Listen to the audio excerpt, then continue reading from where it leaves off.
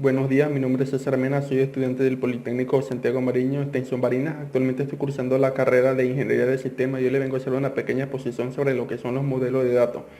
Aquí nos dice que un modelo de datos es la estructura lógica que adopta la base de datos, incluyendo las relaciones y limitaciones que determinan cómo se almacenan y organizan y cómo se accede a los datos.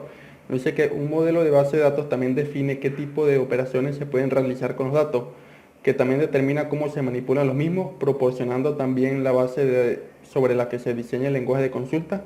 Nos dice que prácticamente todos los lenguajes de base de datos pueden representarse a través de un diagrama de base de datos. En cuanto a su clasificación, tenemos el modelo de base de datos relacional. Nos dice que representa el tipo de relaciones entre las tablas, que pueden ser uno a uno, uno a muchos o muchos a muchos. Tenemos el modelo jerárquico, que se caracteriza por presentar los datos en una estructura de árbol invertido, donde cada registro tiene un único nodo raíz del que surgen otros nodos. Los nodos en un mismo nivel son nodos padres, cada nodo padre tiene el mismo nodo raíz y puede tener nodos hijos, pero los nodos hijos solo pueden tener un nodo padre.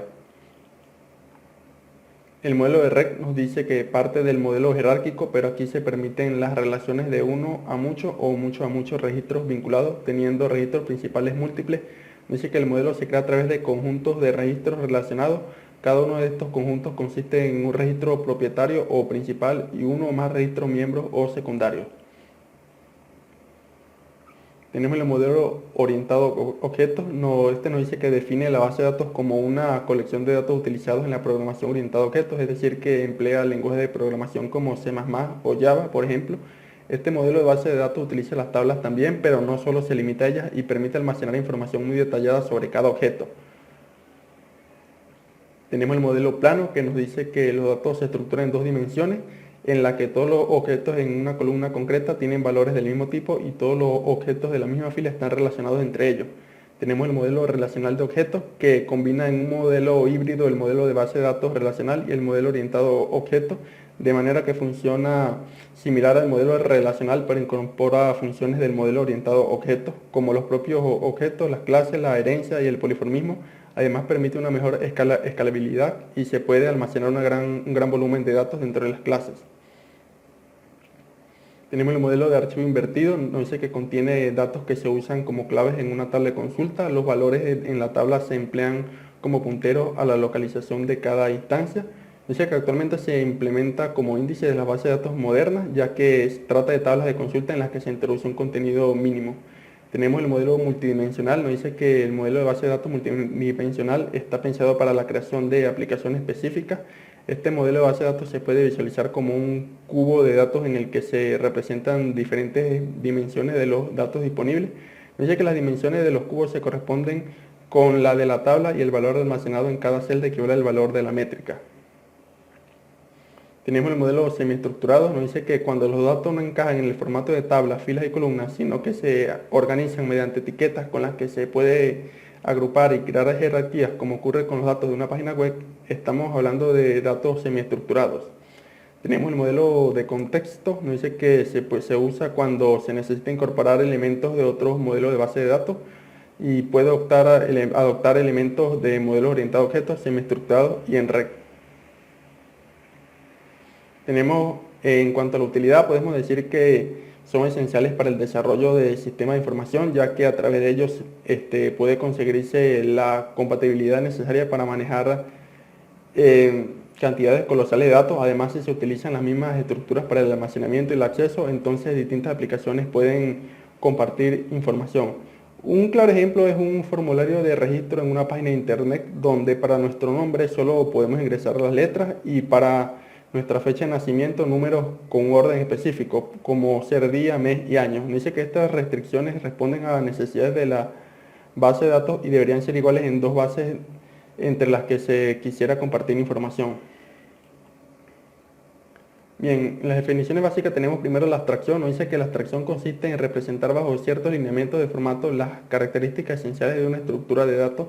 Nos dice que este proceso de diseño evita los detalles específicos de implementación de los datos Y este proceso se realiza a través de varios niveles de abstracción. Primero tenemos el nivel físico, que describe cómo se almacenan realmente los datos, describen en detalle la estructura de datos complejas de bajo nivel. El nivel lógico, que es el siguiente nivel más alto de abstracción, describe qué datos se almacenan en la base de datos y qué relaciones existen entre esos datos.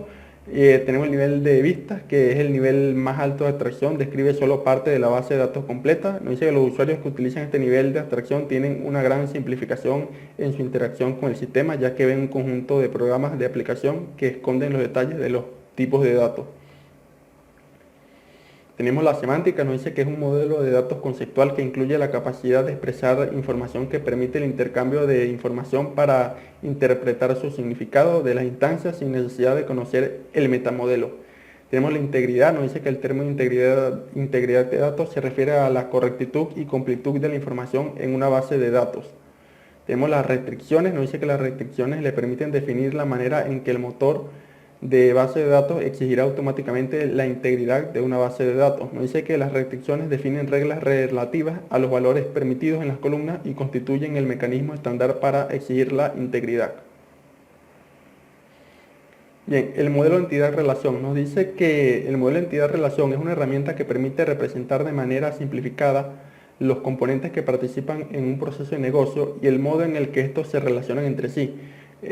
Aquí se dice que es un diagrama que permite representar las entidades relevantes de un sistema de información, así como sus interrelaciones y propiedades.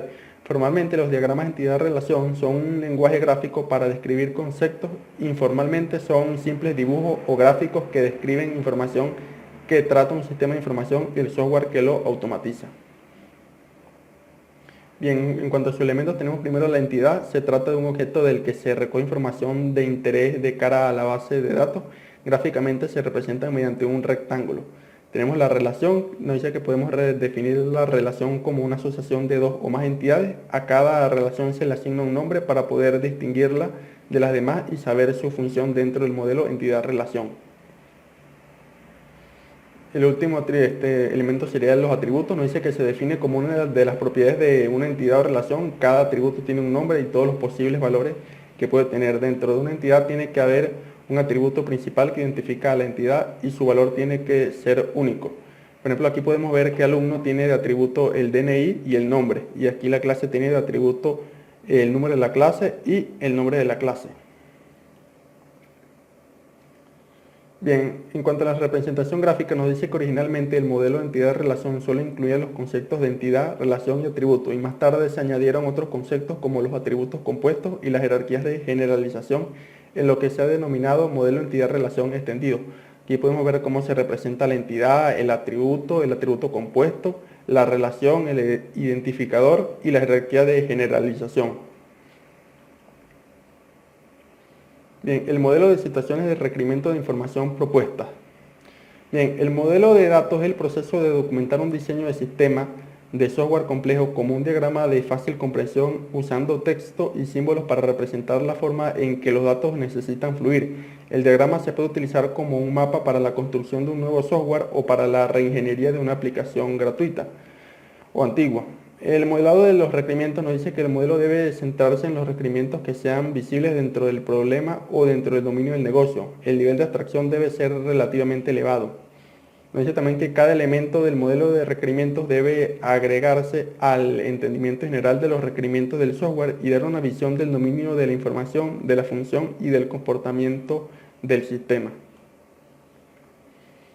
Y por último tenemos el modelado de los requerimientos, donde nos dice que debe minimizarse el acoplamiento a través del sistema y que es importante representar las relaciones entre las clases y funciones. Dice que cada actor tiene su propio uso para el modelo. Por ejemplo, los participantes de negocio deben usar el modelo para validar los requerimientos, los diseñadores deben usarlo como base para el diseño, el personal de aseguramiento de la calidad lo debe emplear como una ayuda para planear las pruebas de aceptación y mantener el modelo tan sencillo como se pueda y que no genere diagramas adicionales si no agregan nueva información y que no utilice notación compleja si basta con una sencilla lista. Y bueno, esto fue todo y muchas gracias por su atención.